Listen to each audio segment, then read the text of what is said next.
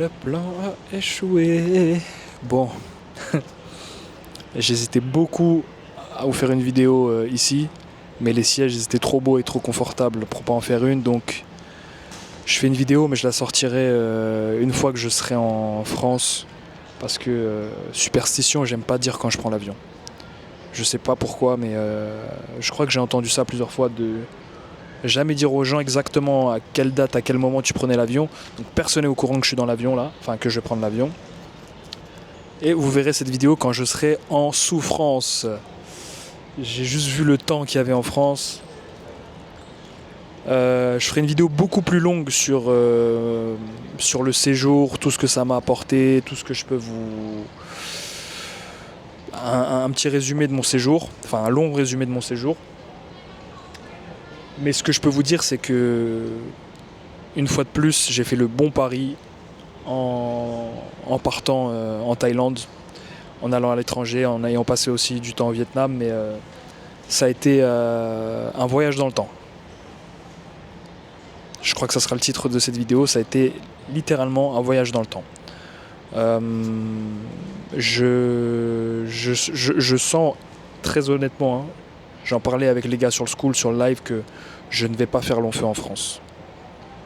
On verra ce qui se passe quand j'aurai posé le pied là-bas, on verra s'il y a des opportunités ou quoi que ce soit. Mais la vitesse à laquelle les choses bougent et avancent ici, comparé à la France, c'est pas comparable en fait. C'est juste pas comparable, et je sais que c'est pas uniquement pour moi, c'est le cas pour beaucoup de gens. Il y a un truc ou plusieurs choses qui font que quand tu es en Thaïlande, et je sais que ça fait ça dans plein d'autres pays, mais ça fait que tu es une nouvelle personne et que tu avances beaucoup plus, tu progresses beaucoup plus. Les moments clés de ma vie, les étapes clés de ma vie se sont passées en très très grande partie durant mes séjours en Asie. Donc sur les 2 séjours, j'ai passé presque 10 mois. Et j'ai 28 ans, mais en 10 mois de ma vie, enfin 10 mois de vie en Thaïlande, ça a été, ça m'a propulsé plus que des années en France, quoi. Des années en France, et je peux que vous conseiller de prendre un billet, les gars. Je sais que je répète ça souvent dans mes vidéos, mais parce que la France vous freine directement et indirectement. Directement dans les lois, la manière dont le pays fonctionne, et indirectement dans la mentalité et le fait que vous soyez dans votre zone de confort, entre guillemets. Quand tu es quelqu'un d'ambitieux qui a envie d'avancer et d'évoluer dans sa vie, la France, c'est pas le bon pays pour faire ça. Si tu as déjà une mauvaise mentalité, ça sert à rien de partir, peu importe où tu vas pas avancer. Mais si tu es quelqu'un qui en veut, qui est ambitieux, qui a envie d'entreprendre, qui a envie de changer sa vie, de changer sa personne, comme moi je suis, et je peux te dire que l'évolution que tu auras à l'étranger, elle est... elle met une vitesse sur tous les aspects à l'évolution que tu auras en France. Premier séjour en Asie, 4 mois, 3 mois et demi pour être exact. Je rentre en France 18 mois. Je tourne en rond, j'essaye plein de business, j'essaie plein de trucs différents, plein de trucs. Il y a tout le monde qui me regarde en mode comme ça, en mode ouais, je parle à qui, machin. Je parle à mes amis en France. Bref, 18 mois en France à tourner en rond. Là, j'ai fait 6 mois en Asie, mais même physiquement, même mon visage, je vous mettrai peut-être des photos de quand je suis arrivé. Et j'ai un visage beaucoup plus masculin. Je suis arrivé avec un visage un peu enfantin en fait. Alors que je pensais que j'avais un visage d'homme quand je suis arrivé, mais en fait non. Comparé à aujourd'hui, j'ai des traits beaucoup plus prononcés. Ça, je pense que c'est la rétention séminale qui a fait ça.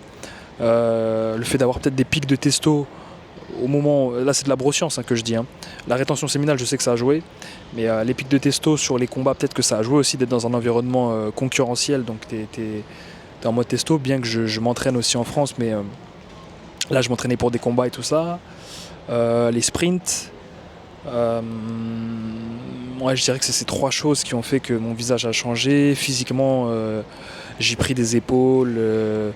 Je ressemble plus à un homme encore maintenant. Je suis plus masculin qu'en arrivant.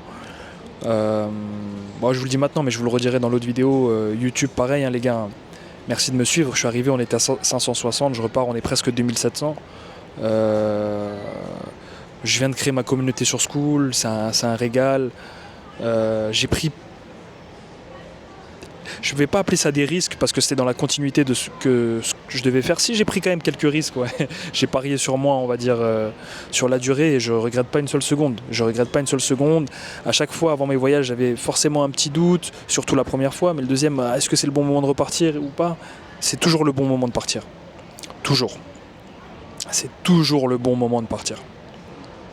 Donc voilà, je viens avec, je rentre en France avec l'envie de profiter de mes proches, l'envie de continuer à faire ce que j'ai fait ici, continuer sur ma lancée, vous proposer encore du meilleur contenu sur YouTube, vous donner encore plus de savoir, de vécu, de contenu qui pourra vous aider en tant qu'homme, continuer à pousser ma communauté sur School, proposer encore plus de contenu aussi là-bas, plus de live. Voilà, avancer dans le business, continuer à m'entraîner et profiter de mes proches. Parce que voilà, c'est une chose que je ne peux pas faire quand je suis à l'étranger, donc forcément je vais faire ça une fois que je suis en France. Mais la conclusion que je peux vous faire de cette vidéo, les gars, c'est s'il vous plaît, si vous avez l'impression de tourner en rond, je ne m'adresse pas à ceux qui sont ouais, tu critiques ou qui sont négatifs, peu importe là où ils habitent ou quoi que ce soit. Je m'adresse vraiment aux personnes qui en veulent. Vraiment, les personnes qui essayent des milliers de business, qui s'entraînent, qui sont dans une bonne mentalité. Et en plus, il y a quelqu'un qui m'a fait une remarque pendant le live sur School. Il m'a dit ouais, mais est-ce que l'environnement ne joue pas sur l'obsession? Et je pense qu'il a raison, ça joue en partie. Il faut déjà avoir une idée en tête, mais moi j'ai pris un boost dans l'obsession de réussir et de m'améliorer depuis que je suis en Thaïlande. Bien que j'étais déjà bien obsédé en France, mais en Thaïlande ça s'est démultiplié. Donc s'il vous plaît les gars, faites-vous un cadeau. Je le dis à chaque fois, mais parce que vous voyez, si vous me suivez, c'est en partie de par les voyages que je fais. Et si vous aimez mon contenu, c'est en grande partie grâce aux expériences que j'ai à l'étranger. Donc vous pouvez avoir ces expériences aussi. C'est accessible. Vous pouvez avoir toutes ces choses, mais il faut partir à l'étranger, les gars. Il faut prendre son courage à deux mains. Il faut ne pas rester dans sa zone de confort. Je sais que c'est cliché de dire ces choses-là à chaque fois.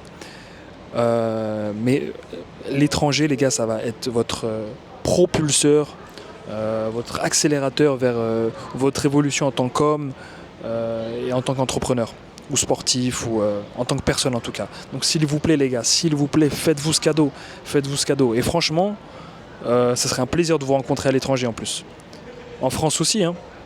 Mais je serais encore plus content de vous voir en Thaïlande parce que je me serais dit, je sais qu'il y en a qui vont partir là bientôt. Dans mon school là, il y en a un qui va y aller dans quelques semaines et une autre personne qui projette aussi d'y aller. Mais faites-vous ce cadeau les gars, on se rencontre là-bas, on va boxer ensemble, on va s'entraîner ensemble, on sort, je vous montre les coins, je vous présente des gens. Franchement, ça serait avec grand plaisir. De toute façon, dans le school, ça sera un réseau planétaire, mondial, tu vois. Plus on sera aux quatre coins du monde, mieux ça sera et on pourra se connecter comme ça et faire un beau réseau. Bref, malheureusement, je ne peux pas vous sortir cette vidéo maintenant parce que superstition. Mais je vous la sortirai. À mon arrivée en France. J'arrive le matin. Si Dieu le veut, si tout va bien. Je prie pour que mon voyage se passe bien, mais ça va bien se passer. J'ai un vol de 13 heures jusqu'à Copenhague. Je crois que je suis assis siège du milieu en plus. Je vous dis pas, bref. J'espère que je vais pas être avec deux énormes Norvégiens, Suédois ou Finlandais ou je sais pas quoi. Ah, ça va être relou sinon. Mais bon, bref. Après ça, je crois que j'allais manger au Quick, les gars. Ça fait longtemps que je sais pas pourquoi j'ai l'idée de manger un Quick, ça me manque. Moi qui mange jamais de fast-food, mais le Giant, pour ceux qui connaissent, je mange pas McDo. Hein. Mangez pas McDo, les gars. Mangez pas McDo. Mais Quick, ça va, c'est belge. Frites belges, Giant, chicken nuggets, enfin bref, accent belge éclaté. Je sais pas pourquoi j'ai dévié sur la bouffe, mais bon. Bon allez, je vais aller me faire embarquer là. Enfin, je vais aller embarquer plutôt. Et je vous retrouve une fois en France. Prenez soin de vous, prenez soin de vos proches, que Dieu vous bénisse. Force.